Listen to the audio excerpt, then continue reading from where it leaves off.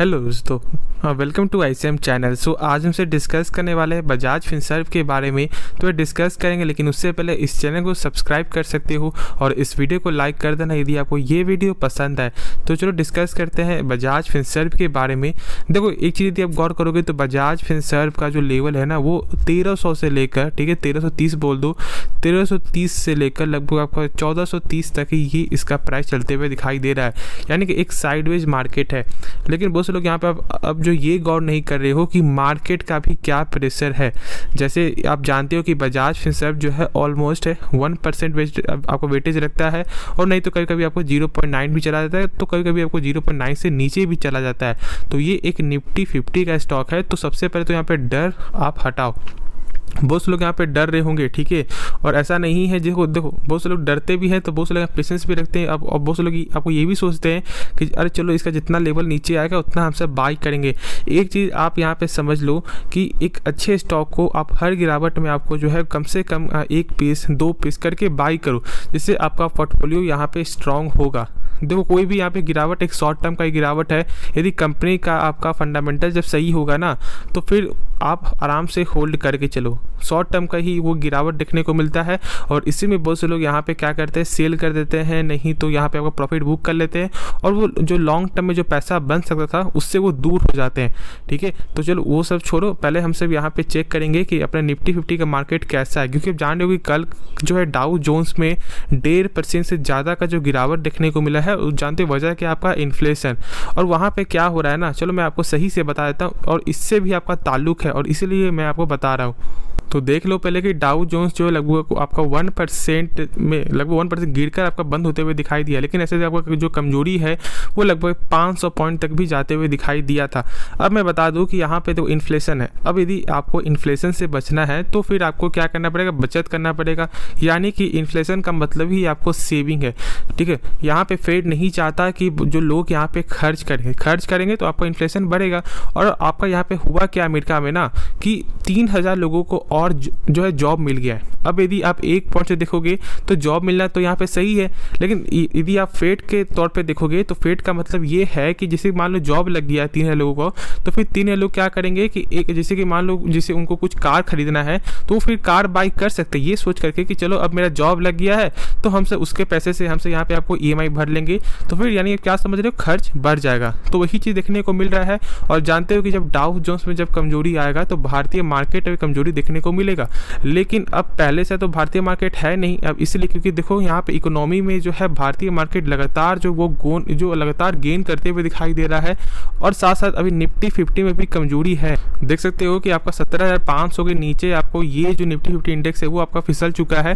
तो जब बजाज फिनसर्व जो निफ्टी 50 का स्टॉक है तो फिर इसमें प्रेशर कुछ ना कुछ आते हुए दिखाई देगा।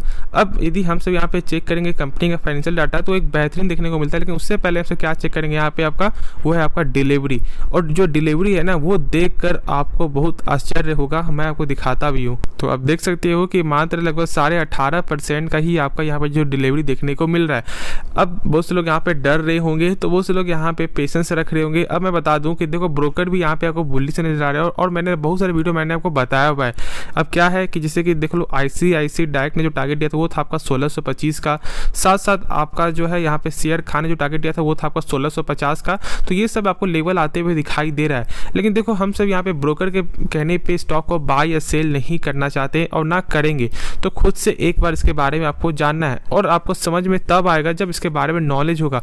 यदि मैं आपको बता दूं कि बजाज फाइनेंस का जो NPA है वो लगातार कम होते हुए दिखाई दे रहा है, और मैंने बहुत सारे वीडियो मैंने इसके बारे में चर्चा किया है। लेकिन जो लोग नए दिख रहे हैं वो 1 मिनट यहाँ पे देख लो, और जो लोग पहले से देखे हुए हैं जिनको मालूम है वो यहाँ पे स्किप कर सकते हैं। अब देखो NPA एक ऐसा महत्वपूर्ण फंडामेंटल टूल है जिससे आपको ये मालूम चलता है कि बैड लोन कितना है। अब जैसे कि मान लो बैंक यदि आपको लगातार लोन दे रही है, ठीक है, और उसका पैसा आपका वापस आ ही नहीं रहा है, तो फिर NPA लगातार बढ़ेगा। और NPA एक ऐसा टूल है जिससे आप ये समझ लो कि ये एक खतरे की घंटी है। ये यदि आपका बजना स्टार्ट हो जाए तो फिर आप समझ जाना कि वो स्टॉक का यहाँ पे हालत जो है ख़राब हो जाएगा। जैसे अब यदि आप चेक कर लो, यस बैंक आपका हो गया, RBL बैंक आपका हो गया, बंधन बैंक हो गया, ये सब बैंक का जो कमजोरी हुआ था ना, उसका वजह यही था कि NPA जो है वो 3% से ऊपर चला गया था। तो NPA बहुत ही इंपॉर्टेंट है। अब साथ में यहाँ पे बजाज फाइनेंस से कितना देखने को मिलता है, मात्र 0.41% का। इसलिए ये कंपनी जो है खास बनती जा रही है। आप पहले खुद एक बार देख लो कि यहाँ पे एनपीए क्या लगातार कम हो रहा है या नहीं हो रहा है, क्योंकि देखो बहुत से लोग जब तक हमसे यहाँ पे दिखाएंगे तब तक बहुत से लोग यहाँ पे आपका जो ऐसा लग रहा होगा कि ये कुछ आपको फेक बोल रहा है, लेकिन आप यहाँ पे खुद यहाँ पे चेक कर सकते हो कि लगातार एनपीए जो है वो आपका कम होते हुए दिखाई दे रहा है। और साथ ये जो चार्ट है ये आपका, ये जो आप फंडामेंटल है वो आपका बजाज फाइनेंस का है, मैं उसका भी दिखाऊंगा। तो देख सकते हो कि लगातार सेल्स में आपका बढ़त देखने को मिल रहा है। क्वार्टर क्या बढ़त है 10% का ऑलमोस्ट, और आपका ईयर ऑन ईयर तो एक अच्छा खासा जो है वो ग्रोथ देखने को मिलता ही है। तो इसलिए कंपनी खास है। और मैं बार बार यहाँ पे ये नहीं बोलना चाहूँगा कि आपको यहाँ पे होल्ड करके चलना चाहिए, आपको खुद ही समझना है कि मैं ऐसा क्यों बोल रहा हूँ, और बहुत से लोग और सभी लोग यहाँ पे क्यों बोल रहे हैं कि बजाज फाइनेंस या बजाज फिनसर्व को आपको होल्ड करना है, क्योंकि एक फंडामेंटल स्ट्रॉन्ग है। अब जो मैंने बताया शुरू में वही चीज़ है कि शॉर्ट टर्म में ही स्टॉक यहाँ पे अप्स एंड डाउन देखने को मिलता है, और जो लोग इससे यहाँ पे प्रॉफिट बुक करके या फिर लॉस में यहाँ पे सेल कर देते हैं वो बाद में पछताते हैं। देखो एक होता है क्या माइंडसेट, आपने जो है यहाँ पे बजाज फिनसर्व का स्टॉक बाय किया और आपने प्रॉफिट बुक करके जो सेल कर दिया, तो फिर आपको जो है यहाँ पे फिर से फ्रेश बाई करने में ना वो थोड़ा आपको जो ऐसा लगेगा कि चलो अभी थोड़ा छोड़ देते हैं, और आप इसे भूल जाओगे।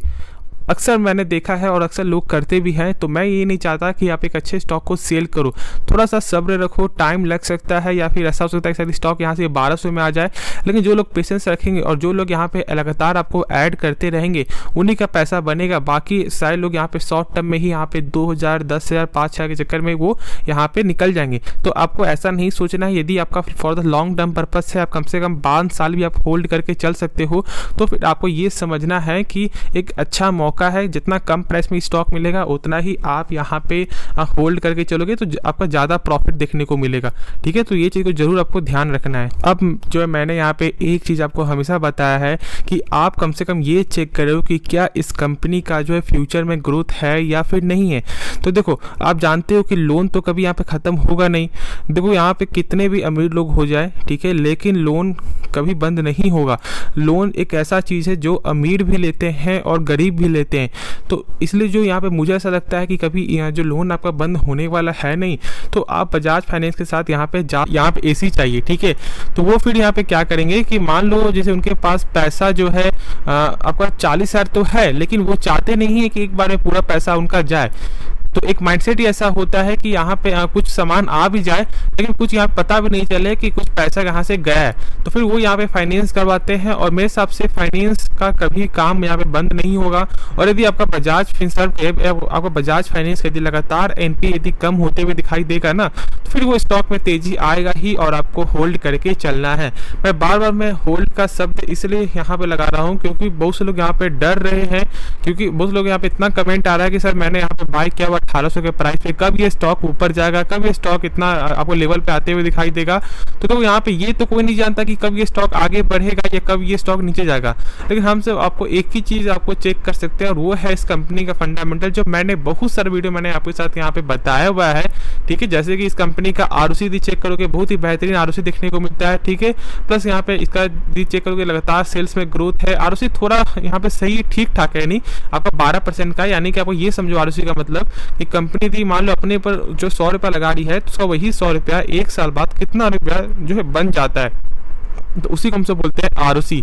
और यहाँ पे सही है तो निश्चिंत आपको रहा कि यहाँ पे चलो ठीक है, फंडामेंटली में कोई दिक्कत नहीं है। यदि कुछ दिक्कत होता तो मैं आपको बता देता। और जो टोटल एसेट है वो भी यहाँ पे आपका लगातार जो है गेन हो रहा है। तो ज़्यादा किसी के कहने पे स्टॉक को सेल या बाई मत करो, खुद से एक बार इसके बारे में जान लो। यदि आपको ये कंपनी पसंद आएगी तो होल्ड करके चलो, नहीं आएगी तो फिर यहाँ पे आप सेल कर देना, बस यही अब आपका एक डिसीजन है। अब मैं ये बता दूँ कि कंपनी जो है 5 साल के रिटर्न में जो है 200% तक आपको रिटर्न भी दिखाता है, और साथ साथ कंपनी आपको जो डिविडेंड भी पे करती है, जो भी यहाँ पे 0.029% देख सकते हो, तो जो भी यहाँ पे कुछ ना कुछ आपको डिविडेंड भी आपको आते हुए दिखाई देगा। और साथ साथ यहाँ पे आपको रिटर्न भी एक बेहतरीन रिटर्न भी है, और प्लस आपका बोनस भी यहाँ पे कंपनी लगातार दे रही है।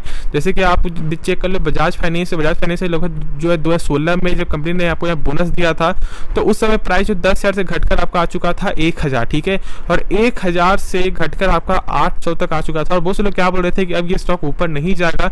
अब कहाँ पे है, 800 से चला गया आपका 8000 बजाज फाइनेंस। तो बस सारा गेम यहाँ पे पेशेंस का ही है, तो सब्र रखना पड़ेगा, तो ही यहाँ पे आप फल जो है खा पाओगे, वरना फिर क्या करोगे कि एक छोटे फल को यहाँ पे आप खाओगे और उसी में खुश रह जाओगे। तो नहीं, एक जब यदि आपको बड़ा फल खाना है तो मेहनत करना पड़ेगा, यानी कि सबको सब्र रखना पड़ेगा। यहाँ पे आप देख ही सकते हो कि आपका जो सितंबर क्वार्टर के हिसाब से भी, तो वो भी यहाँ पे आपको लगातार जो गेन देखने को मिल ही रहा है। यहाँ पे रेवेन्यू में भी गेन है, नेट इनकम में भी ग्रोथ है और ईपीएस में भी यहाँ पे ग्रोथ देखने को मिल रहा है। तो बस आप होल्ड करके चलो।